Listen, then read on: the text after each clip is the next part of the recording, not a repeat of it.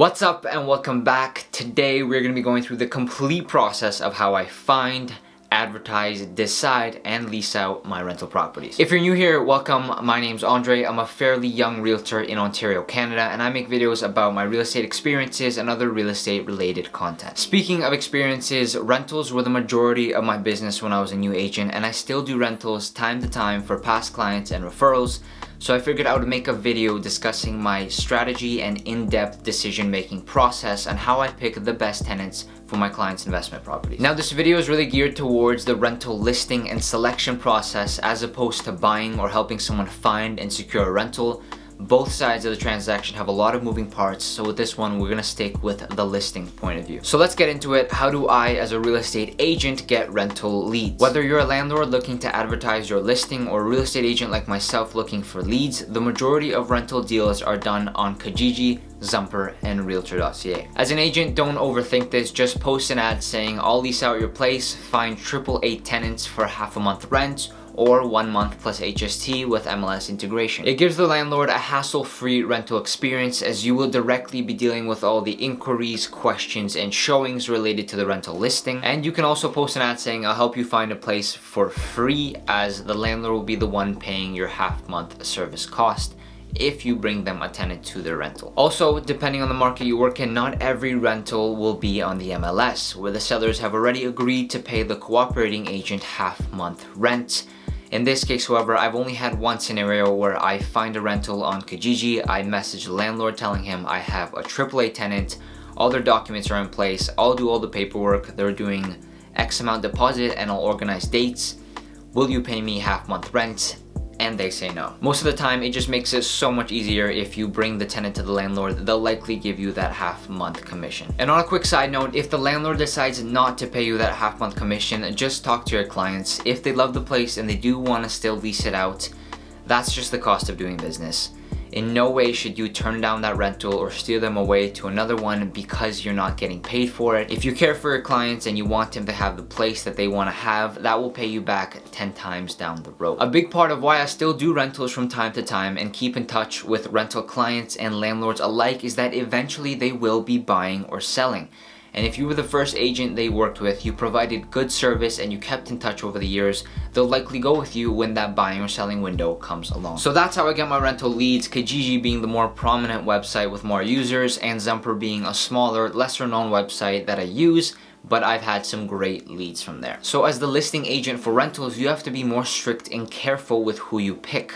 And that all falls into preparation. If they trash the place or burn it down, in no way is the buyer's agent liable unless specifically stated in the agreement. It falls into the shoulders of the listing agent, as they're the ones who advise the landlord to pick that tenant for the unit. So as a listing agent for rentals, you have to be more strict and careful about who you pick, and preparation is what allows you to do that. What I mean by this is cleanup or reno, document preparation, listing preparation, marketing materials, and finally showing. It's a lot of work, almost as much work as a residential listing for a fraction of the income cost, but don't let that discourage you. Skipping over rentals and going right into residential listing and residential sales is a really tough learning curve. If you mess up a lease, you mess up a lease. You talk about it, maybe agree on a different price, a different move-in date, but worst case scenario, you don't get paid your half-month rent that you were working for.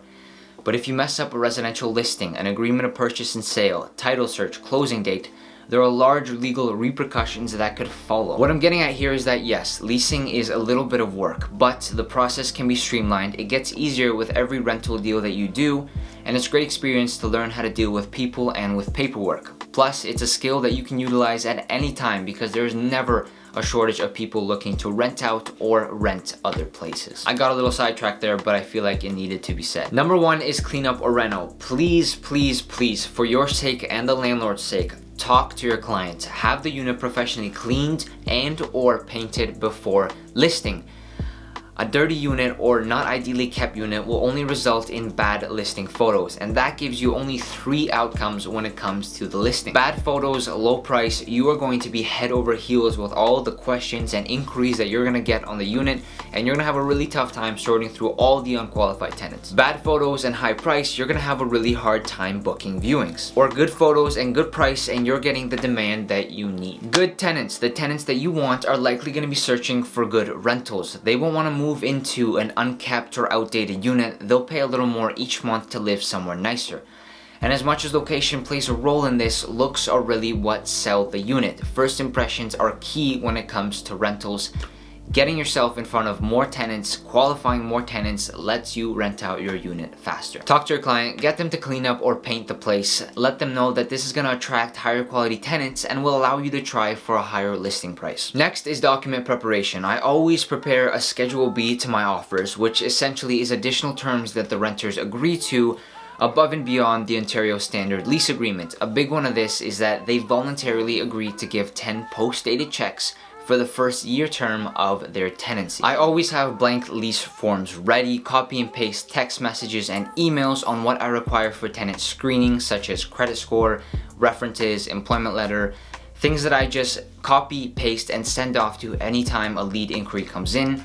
And this in itself filters out almost 60% of hits on my rental listings. Next is listing preparation. Make sure you know the appliances, age of the unit, what the condo fee includes, does the mail key work, parking spot number, and all these different aspects that come with the unit. I've done it before where I post a listing without knowing all the answers, and it really is just unnecessary stress. You don't know the answer, the landlord isn't replying, and the tenant is waiting. Just get all the info down beforehand. Fourth is marketing materials, and this consists of photos and video. Now, I have a camera that I try and utilize, and I use the light to try and make my photos look professional, but at the end of the day, you can really just use your phone. Come in on a sunny day, and while you're doing your photos, you might as well just do a quick walkthrough video on your cell phone. Afterwards, you should edit your photos in an app such as Lightroom or any other camera editing app just to brighten them up a little bit. It ultimately does make a difference, making your rental stand out against others, and really that is what will attract the good tenants' attention towards your rental. Video as well, it doesn't need to be perfect. I'll link one that I did for a recent rental. It was far from a good video, but you'd be surprised at the amount of people that watched it and the demand that that filters out or brings in onto your rental listing. In the video on the rental I did, it got over 100 separate views, and that translated to over 5 offers on our listing for presentation. From there, we actually leased it out for more per month than we had it listed for. You're already there to do photos, you might as well do the video. Just spend a little bit of time to clip it together, and it makes the difference in the end. And finally, keep your showings 30 minutes maximum. Book it over 1 or 2 days and make sure that you make it clear that the showing is from 3 to 3:30. Please be diligent with your time and with their time. Trust me on this, it's better to have 2 people show up at the same time than having to wait an hour between showings. Sitting in your car, burning through your data limit as you wait for the next person to show up is one of the most unproductive feelings I've ever felt. So once you have your client's unit cleaned up, copy and paste messages and documents ready, listing info ready, photos and video, and you are now strict with your showings, you're ready to list the place. Part 3 is advertising. Now, advertising is pretty simple. I usually throw out my rentals on Kijiji and Zumper, maybe Facebook Marketplace and PadMapper. Those are sites I use as well. Usually I'll post on 2 sites in one day, and 2 or 3 days later post on the remaining few, because I want to see how much demand I'm going to get in on those 2 sites. Take into account that you're going to have to answer replies, calls, emails, and messages, so make sure you stay respectful with your time by not throwing it up on all the places and then not being able to manage all the leads coming in. Choose the sites that you're most accustomed to and stick with them. For me, it's Kijiji and Zumper. If you're not seeing the demand or volume that you want, I'll usually then pay for a Kijiji top ad or run a $15 Facebook Marketplace ad, and that will usually do the trick. If not, your unit may be overpriced, or you might want to borrow your friend's camera and retake the photos. Part 4 is tenant screening. Now, if you made it this far and you liked the video, and tenant screening is by far the most important part. Now, if you're listed on the MLS, agents will book their own viewings and do the screening for you. They'll give you a whole package ready to go that you just review over with your landlord and choose to decide whether or not you want to accept that tenant. In honesty, I would recommend both being listed on the MLS and on public sites, which gives you the most range of advertising coverage. But hands down, the best tenants that I've ever gotten for my clients' rentals have been from other agents. Because you gotta think that an agent isn't going to just take on any client as a tenant or as a renter, because if their credit score is shot, they likely won't be able to get a unit. and ultimately will not get paid. Again, the agents screen the tenants beforehand and give me all their info up front, so it makes it really easy on my part as the listing agent and for the landlord to decide yes or no with that tenant. But likely if you're going the public route, you're gonna have to screen your tenants. And really what this comes down to is just sending out your pre-filled info to the tenants for them to fill out and then send back to you. That being said, I start my tenant screening process as soon as a lead reaches out to me. The first and most important factor that I look for is, did they read the full ad description? A lot of times people ask me, is this unit still available? And as much as that is an honest and fair question, in all my rentals I put at the bottom, if ad is still up, unit is available. Not fully reading an ad to the end, or if you include answers to questions that they are asking you, shows that they just didn't fully read the description and are maybe rushing through to see how many people can respond to them instead of seriously looking at your rental. Secondly is spelling. Now this is actually a factor I take into consideration. If you're messaging a landlord or real estate agent, maybe take the time to just make sure your spelling or grammar is more or less correct. What I kind of see is that if you just speed through it, you're just messaging a lot of rentals and not really focusing on getting a good answer from mine. Obviously, spelling and grammar are not deal breakers, but they tie in with the first one and not reading the full ad description. Now, if they are asking me questions that are specifically answered in the description and there's a bunch of spelling errors with it, I'm pretty sure these tenants are just replying to all the units they see to see how many responses they can get. Again, instead of actually being interested in my rental. A third but small factor is follow-up. I usually follow up the day of before a viewing, making sure that they're good with it and confirming the time. But if a tenant follows up with me beforehand, then I really appreciate that and take that into consideration. It gives me the impression of responsibility, and that is a non-document factor that I look for in potential tenants. The fourth is showing up on time. If the tenant is late and they don't have a really good reason, or at least let me know 20 to 40 minutes beforehand that our viewing is still good for the scheduled time, even before it's late, that's a huge red flag to me. I strongly believe that without viewing any credentials, if they show up on time, then they are more likely to pay their rent on time, and that's a huge factor into making your landlord client happy. And finally, do I feel comfortable at the viewing? Do I feel like the tenant is just telling me what I want to hear, or are they making ridiculous demands such as, I don't like the color of the whole place, we're gonna have to repaint all of it? These little small factors are what come into play when I first meet a tenant and how I qualify them. That was a lot, but I hope I laid it out clearly for you. After this or before, you send them your pre-filled documents and you let them get back to you.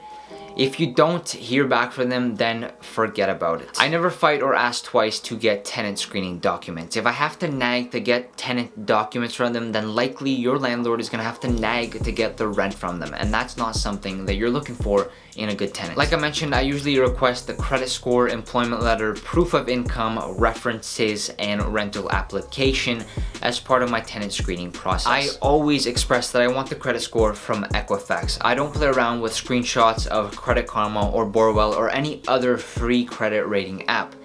If they're willing to pay the $20 to get their credit report from Equifax, it shows that they are more serious and are likely to get the unit. I do want to mention as well that a credit score is secondary to me. I've taken on tenants that have had lower credit scores and they're amazing caretakers of the units, and likewise I've taken on tenants with higher credit scores who have completely trashed the unit after leaving. My other red flags on follow-up, showing up on time, and how comfortable I feel with the tenants during the viewing are factors that I take into consideration and ultimately determine how I advise my landlord clients on the tenant that they pick and how much weight that credit score ultimately carries over. So what you should take away from this video is understand the whole leasing process a little better. Understand that leasing and finding AAA tenants in a group of renters is a skill, one that gets easier and better the more deals you do. And that brings us to the end of it. I hope this video brought you some value. I tried my best to lay it out in a clear and concise manner for everyone to kind of understand and follow along on.